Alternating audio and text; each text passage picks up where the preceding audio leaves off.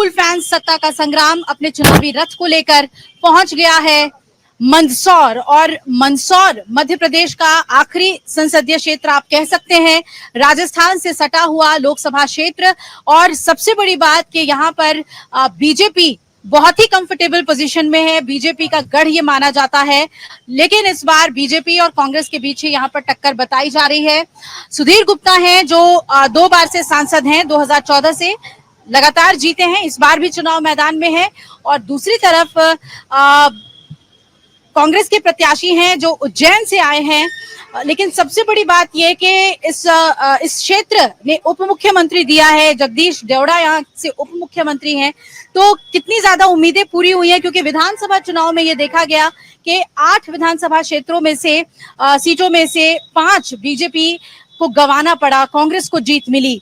तो किस तरीके का चुनाव है ये समझने की कोशिश करते हैं, युवाओं से चर्चा करते हैं किन मुद्दों पर वो वोट करेंगे। आप बताइए किन मुद्दों पर इस बार मंदसौर के जो युवा हैं वो वोट करेंगे? जी, इस बार मंदसौर का युवा रोजगार के पे वोट करेगा, शिक्षा पे वोट करेगा, स्वास्थ्य पे वोट करेगा, किसानों की फसलों पे, जो किसान परिवार से आते हैं वो अपनी फसलों के लिए वोट करेगा। कुछ इस प्रकार के वादे जो पुरानी सरकारों ने किए हैं लेकिन अभी तक पूरे नहीं किए, जैसे 2 करोड़ की नौकरियों का जैसा था, ऐसे कई मुद्दे हैं जिन पे इस बार युवाओं ने ठाना है कि उन्हें रोजगार, शिक्षा और स्वास्थ्य पे जमकर वोट करवाने हैं और करने भी है। यानी कि युवाओं का जो मुद्दा है, रोजगार का जो मुद्दा है, वो खास तौर पे देखने को मिल रहा है। आप भी मानते हैं कि बेरोजगारी एक मुद्दा है यहाँ पे युवाओं के लिए? देखिए, बेरोजगारी कोई मुद्दा नहीं है। भारत को आत्मनिर्भर बनाना है, तो हम नौकरी लेने वाले नहीं, नौकरी देने वाले बने। इस लक्ष्य के साथ हम काम कर रहे हैं, युवाओं के लिए सरकार काम कर रही है। और बात आती है शिक्षा की, जो राष्ट्रीय शिक्षा नीति है, तो उससे भी जो मैकाले पद्धति की हम शिक्षा पढ़ते थे, जो राष्ट्रीय शिक्षा नीति, उसमें भी ये परिवर्तन बहुत सारे हुए हैं, जिससे हमारे धर्म को पढ़ सकते हैं, महापुरुषों को पढ़ सकते हैं। एक समय यह था जो विदेशी आक्रमणकारी थे, उनके एक एक पैराग्राफ के वो बनते थे, लेकिन हमारे महापुरुषों का कहीं नाम नहीं था। वो परिवर्तन हुआ। और दूसरी बात आती है कि इस संसदीय क्षेत्र की, तो ये संसदीय क्षेत्र में 2 जिले आते हैं, मंदसौर और नीमच। दोनों जगह पर मेडिकल कॉलेज खुलना बहुत बड़ी बात है, जिससे यहाँ जो चिकित्सा का जो स्तर है वो ऊंचा होगा। जो हमें यहाँ से उदयपुर और इंदौर रेफर होना पड़ता था, वो जो समस्या थी उसका भी समाधान होगा। अच्छा, आपने थोड़ा विरासत की बात की, इतिहास की बात की, तो आपको बता दें कि मंदसौर के जो राजा थे, यशोधर्मन कहा जाता है, वही एक ऐसे राजा थे जिन्होंने हुणों को परास्त किया था, हुण आक्रमणकारियों को परास्त किया था। तो ये जो इतिहास के तथ्य हैं, आपको लगता है कि मौजूदा सरकार जो है उन इतिहास के विरासत को लेकर काम कर रही है, लोगों तक पहुंचा रही है? एक समय यह था कि राजा यशोधर्मन को कोई जानते नहीं थे, और जो वर्तमान सरकार है, तो आप यहाँ पे अभी तेलिया टेंग नामक एक स्थान है, वहां पे जाकर देख सकते हैं कि राजा यशोधर्मन का एक स्मारक बना हुआ है, और माननीय मुख्यमंत्री जी ने उसका उद्घाटन किया है। तो हमें मंदसौर के वासियों के पता चला है कि यहाँ राजा यशोधर्मन भी कोई थे, लेकिन पिछले कुछ सालों से ये हमें जानकारी नहीं थी कि कोई राजा यशोधर्मन भी थे। जी, वाकई में क्या यहाँ की विरासत, यहाँ के मतलब पशुपतिनाथ मंदिर तो यहाँ पर है ही, लेकिन ऐसी भी विरासत यहाँ से जुड़ी हुई है, ये यहाँ के युवाओं को, आप लोग को मालूम था क्या? जैसा कि भैया ने बताया कि मैं खुद एक छात्र हूँ, तो हमको ना तो यशोधर्मन जी के बारे में कुछ आइडिया था पहले के समय में, पर जैसे कि 8 दिसंबर को जो मंदसौर का गौरव दिवस मनाया जाता है, उस दिन माननीय मुख्यमंत्री जी ने तेलिया टेंक पर यशोधर्मन की मूर्ति का अनावरण किया, और पशुपतिनाथ मंदिर में कॉरिडोर बनने की भी प्रक्रियाएं शुरू हो गई है। वहां पे भी कॉरिडोर, भव्य कॉरिडोर बन रहा है। और ऐसे ही जो अभी सरकार है वो मंदसौर के पुरातत्व को लेकर काफी गंभीर है और आगे भी कार्य करेगी। आपको लगता है कि ये सब मुद्दे इस बार चुनाव में है? राम मंदिर का भी मुद्दा है क्या यहाँ पे? जी, राम मंदिर, राम जी हमारे आराध्य देव हैं, और बेशक राम मंदिर के नाम पे भी यहाँ पे जैसा कि देख सकते हैं कि राम मंदिर हमारे आराध्य देव है, और उन्हीं के कृपा से हम चुनाव में इस बार जीतेंगे अच्छी तरीके से। यानी कि ये मुद्दा है यहाँ पे। जी, बहुत आप बताइए किन मुद्दों पर आप युवा वोट कर रहे हैं? क्या आपको लगता है कि सरकार ने रोजगार के लिए या फिर एजुकेशन के लिए, हेल्थ के लिए, इस पूरे क्षेत्र में, क्योंकि डबल इंजन की सरकार है, तो बेहतर काम किया है? बहुत अच्छे से काम किया है। सरकार ने और नई नई नीतियां भी बनाई है कि युवाओं के लिए एम्प्लॉयमेंट के लिए व्यवसाय के लिए नई नई स्कीम्स लॉन्च करी है और मतलब बहुत इसके लिए बहुत जने फायदा उठा रहे हैं और इससे बहुत सबको फायदा हो रहा है, हमको भी फायदा हो रहा है और हम इस सरकार को वापस लाना चाहेंगे। अच्छा, यानी कि जो मौजूदा सरकार है, जो पार्टी है, राजनीतिक पार्टी है, आप उनके समर्थन में खड़े नजर आ रहे हैं। आइए आप थोड़े छांव में आ जाइए, धूप बहुत है, प्लीज इधर आ जाइए, आप इधर आ जाइए। ये बताइए क्या पढ़ाई कर रहे हैं आप? मैं एमए फर्स्ट सेम में हूँ अभी। किस सब्जेक्ट में एमए कर रहे हैं? राजनीति।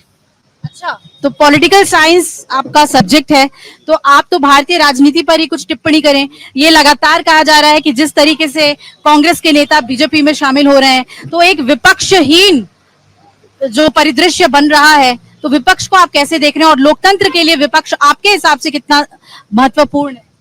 विपक्ष का मुद्दा ये है कि जो बीजेपी धार्मिक राजनीति करती है, लेकिन ये बात सत्य नहीं है। धार्मिक ने हम सभी को साथ लेकर राजनीति करती है, लेकिन जो है कांग्रेस वो धर्म से विपरीत राजनीति करती है। तो इसलिए वो लोकतंत्र को मजबूत करने के लिए वो जो कांग्रेसी कार्यकर्ता है वो जा रहे हैं बीजेपी में, क्योंकि वो अपने धर्म के प्रति सजग हैं। वो अपने धर्म और विरासत भी वो समाज का एक अहम हिस्सा है। बिल्कुल एक अहम हिस्सा है, वो उसको लेके चलना ही पड़ेगा। धर्म नहीं रहेगा तो हम क्या करेंगे? लेकिन कांग्रेस के कार्यकर्ता और नेता तो ये कह रहे हैं कि हम भी भगवान राम को उतना ही मानते हैं और क्योंकि शंकराचार्य वहां पर नहीं पहुंचे थे अयोध्या के कार्यक्रम में, इसलिए हम नहीं पहुंचे। तो अभी तक चलो मंदिर बना, उस दिन नहीं गए, तो अभी तक तो जाना था। कोई भी कांग्रेसी आज दिन तक मंदिर, राम के मंदिर के पास नहीं गए, वहाँ प्रभु श्री राम के मंदिर के पास आज दिन तक नहीं गए।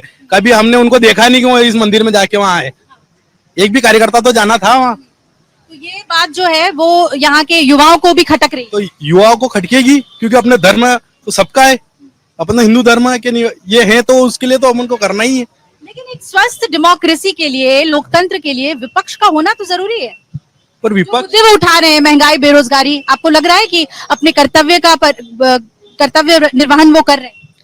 हाँ, वो बोल रहे हैं कि महंगाई है, पर लेकिन आज से 20 साल पहले किसी भी अनाज का भाव देख लो, 1000 रुपए कुंटल गेहूं मिल रहा था। आज किसान के भी तो है फायदा, 2200 3000 बिक रहा है, तो महंगाई कहाँ से? तो दूसरी ओर भी तो महंगाई बढ़ेगी, तो उसको बराबर लेवल के लेके चलेंगे ही सही ना। मतलब हम सीधे सीधे कीमतों से महंगाई को नहीं आकलन कर सकते। आप कह रहे थे कि मुद्दे हैं महंगाई के और बेरोजगारी के। आपको ये बता दें कि यहाँ पे आसपास के क्षेत्र से बहुत बच्चे आते हैं और क्योंकि यहाँ का जो पीजी कॉलेज है वो स्ट्रांग रूम बना हुआ है, 13 तारीख को मतदान होना है, तो इसीलिए ये बच्चे इसी कैफे में आकर बैठते हैं और यहीं पर हमने इनसे बातचीत करना अच्छा समझा। आप बताइए क्या पढ़ रहे हैं आप? मेरा बीबीए चल रहा है। अच्छा जी, बैचलर्स इन बिजनेस एडमिनिस्ट्रेशन। तो ये बताइए कि आप तो समझते होंगे कि कारोबार को लेकर, व्यवसाय को लेकर किस तरीके से सरकार काम कर रही है। तो हम लोग बहुत जगह घूमे, लोग ये कह रहे हैं कि सरकारी नौकरियां नहीं है, जबकि प्रधानमंत्री स्वरोजगार पर सबसे ज्यादा ध्यान केंद्रित करने की कोशिश कर रहे हैं युवाओं की।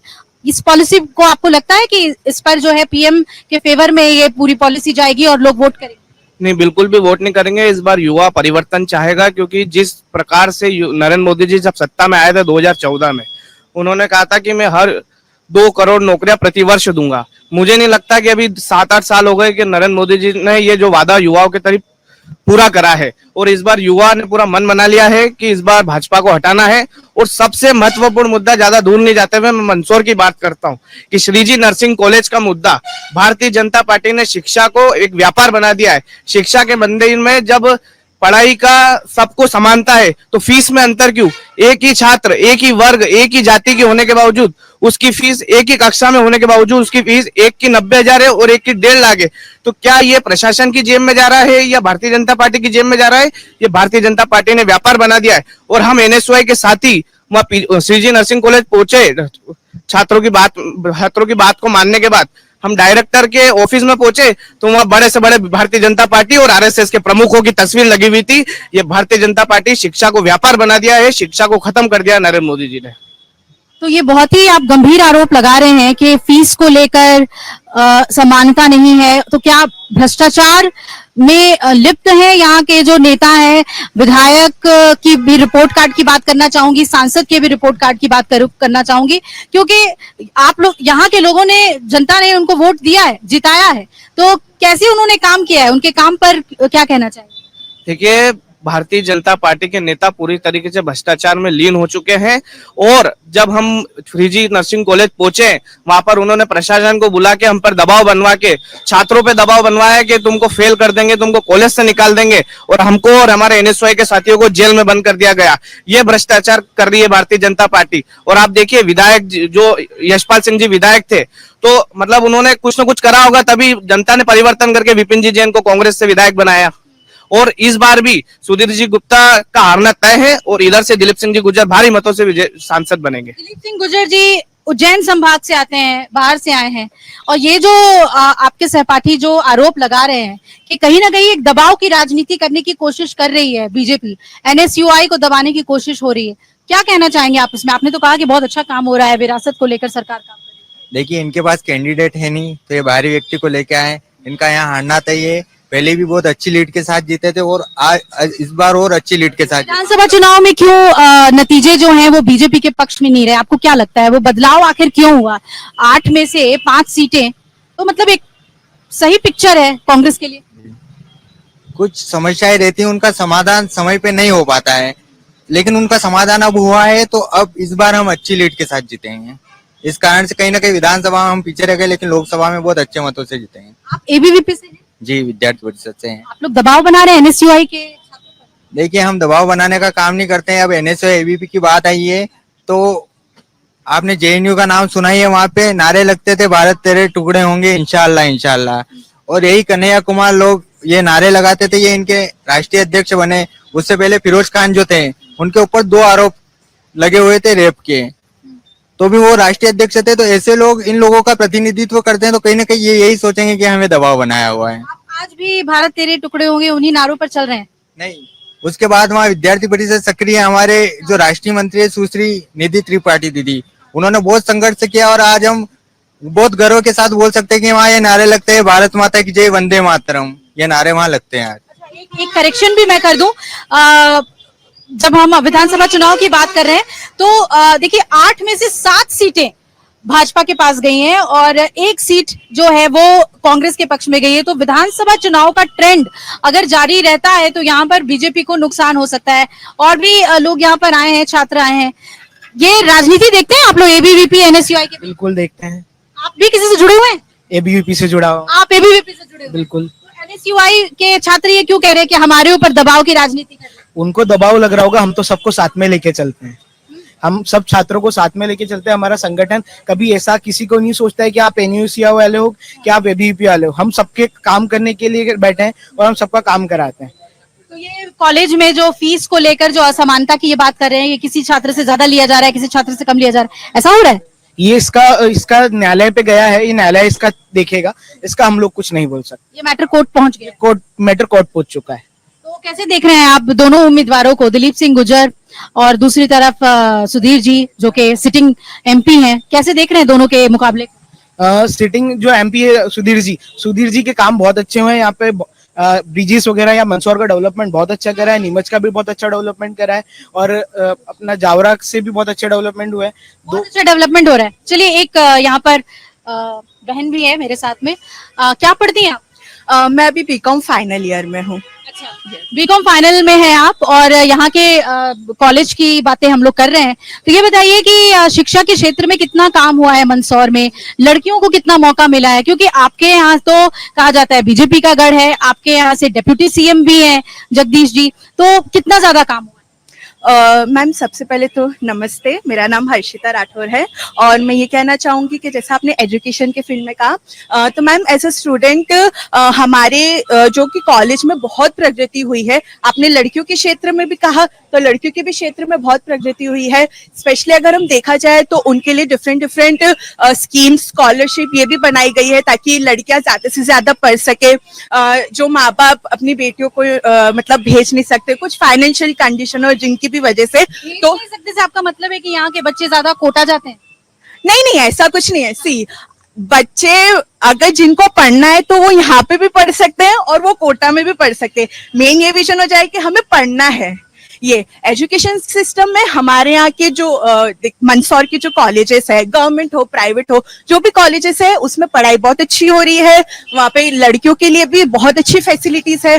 देखा जाए तो हमारे यहाँ पे लड़कियों के लिए सैनिटेशन या वॉशरूम फैसिलिटीज या ड्रेसिंग स्ट्रेंज फैसिलिटीज, ये सबको बहुत अच्छी तरीके से बढ़ाया गया है। पिछले कुछ टाइम से ये सब बेहतर हुई है। बहुत बेहतर। सिक्योरिटी कैसी है? क्या आपको घर में कहा जाता है कि 8 बजे से पहले कम बैक?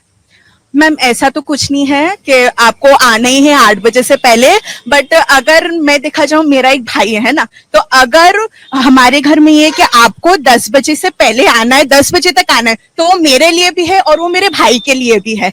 तो ऐसा कुछ नहीं है। बट मैम ये तो खुद का सिक्योरिटी रहता है ना कि हाँ, अब रात में हो तब अपनी सबसे सेफेस्ट प्लेस होती है आपका घर।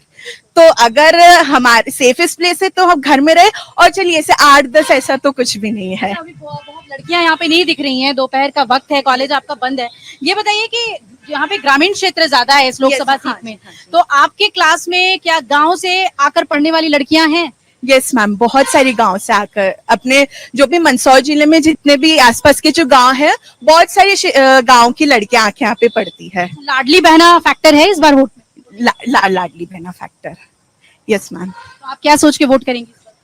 मैम मैं ये वोट करूंगी कि वोट मेरा प्रथम अधिकार है, हर इंसान को वोट करना चाहिए। और अगर कोई और वोट कर रहा है तो मैं क्यों पीछे हटूं, मैं भी जरूर वोट करूंगी, क्योंकि एक एक वोट से ही इस देश की प्रगति होगी। तो वोट तो जरूर करूंगी मैं। चलिए थोड़ा कैफे में अंदर चलते हैं, कुछ लड़कियां हैं, बात करेंगे। आप लोग वोट करेंगे ना इस बार?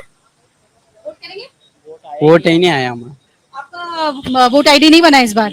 आपका भी नहीं बना? आप हमारा भी नहीं आया। अच्छा ये बताओ कि यहाँ पे किस तरीके का माहौल है इलेक्शन का? खूब रोड शो वगैरह हो रहे हैं, प्रचार हो रहे हैं, तो आप लोग किस तरीके से देखते हैं लोकसभा इलेक्शन? मतलब हम तो अभी घर से आए हैं, ऐसा कोई ये नहीं है हमको।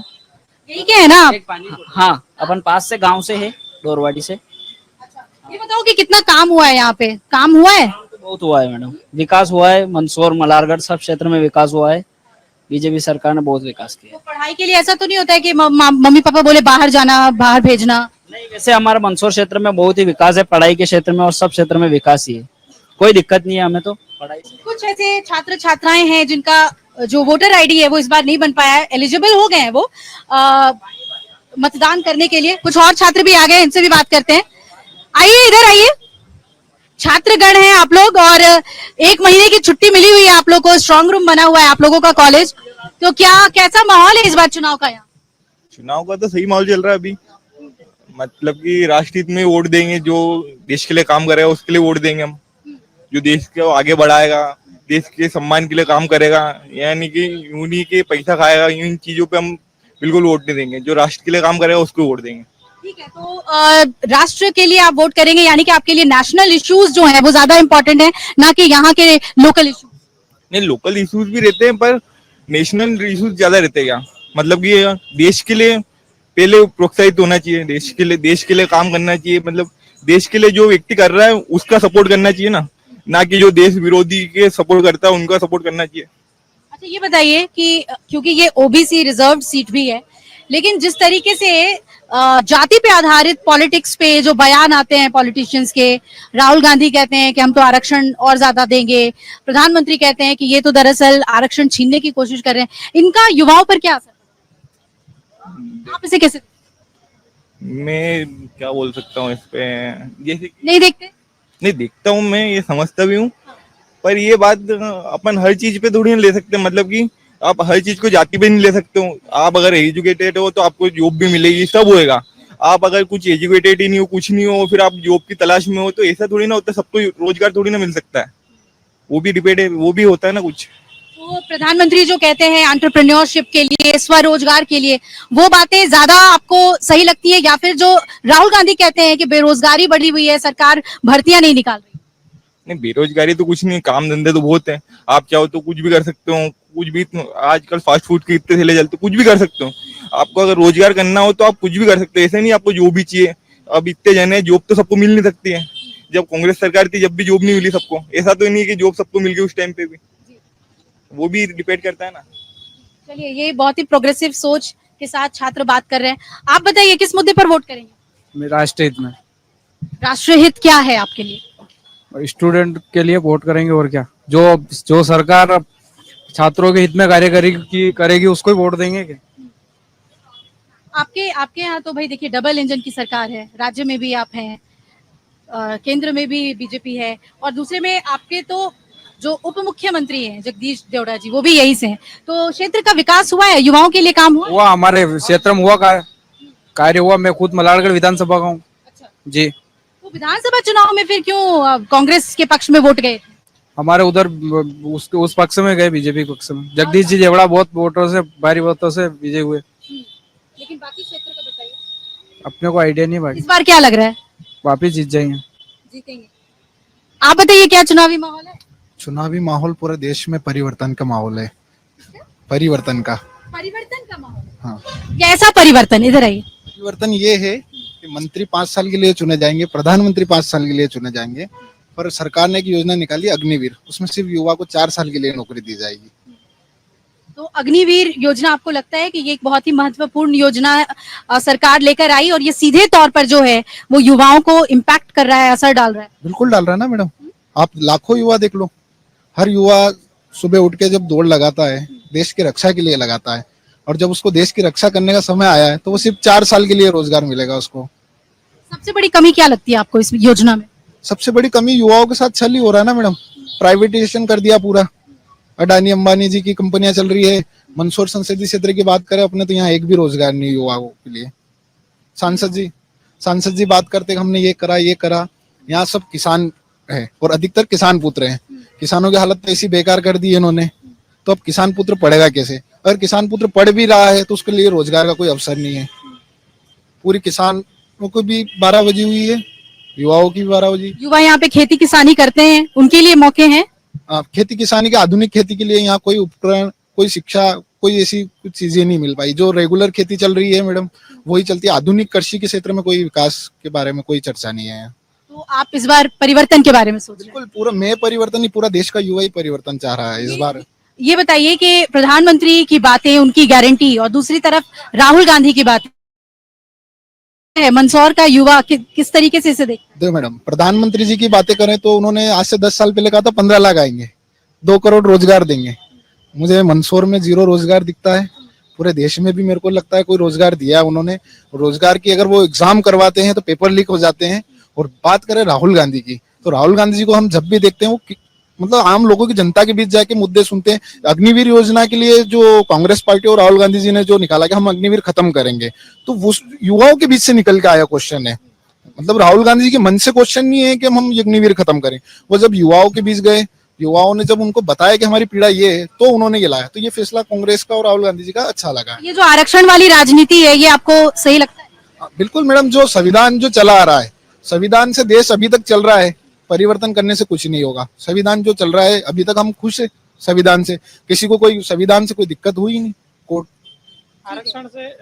आरक्षण, हाँ जी, मुझे एक चीज बताइए आप, देश का आम चुनाव है, देश का चुनाव है, पर्टिकुलर जो बात चल रही मीडिया और सारे लोग जो है बार बार टारगेट करते हैं, 2 व्यक्तियों का चुनाव है क्या? ना आदरणीय नरेंद्र जी मोदी और राहुल जी गांधी का चुनाव नहीं है, पूरे देश का चुनाव है। देश के जो मुद्दे हैं ना, उन मुद्दों के लिए बात होनी चाहिए।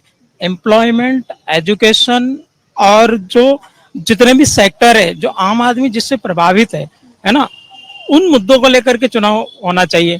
अब एक चीज मुझे ये बताइए कि अभी मैं काफी समय से सारी बाइट्स भी सुन रहा था और सारी चीज भी देख रहा था। जैसे भैया ने बताया कि खेती किसानी में, एग्रीकल्चर सेक्टर में क्या डेवलपमेंट हुआ।